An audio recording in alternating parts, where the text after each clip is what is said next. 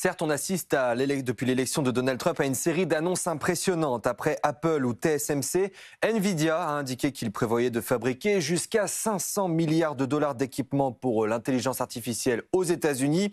Mais si on élargit la focale, la réalité est beaucoup moins triomphante. Selon une récente étude, plus de la moitié des entreprises interrogées indiquent qu'elles ne reviendront pas aux États-Unis en raison des coûts trop élevés que cela engendrerait.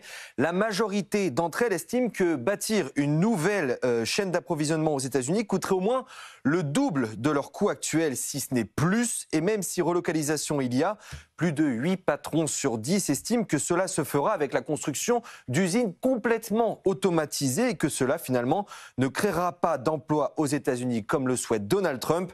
À la place, 6 entreprises sur 10 estiment qu'il sera plus rentable de relocaliser la production vers des pays soumis à des droits de douane moins élevés. Une autre étude réalisée par la Chambre de commerce des États-Unis montre que les liens qui unissent les entreprises américaines avec la Chine sont loin de se rompre, Nathan. Oui, Sandra, environ 70% des entreprises interrogées ces 2 dernières années prévoient de maintenir, voire d'accroître leurs relations avec la Chine.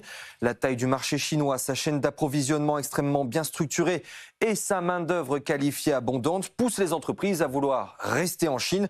En revanche, il est clair qu'à mesure que les tensions s'intensifient, de plus en plus de chefs d'entreprise considèrent la Chine comme un risque géopolitique majeur. Nombre d'entre eux se trouvent de plus en plus vulnérables face aux pressions exercées par Pékin et les investissements étrangers américains stagnent, voire diminuent légèrement en Chine depuis 4 ans.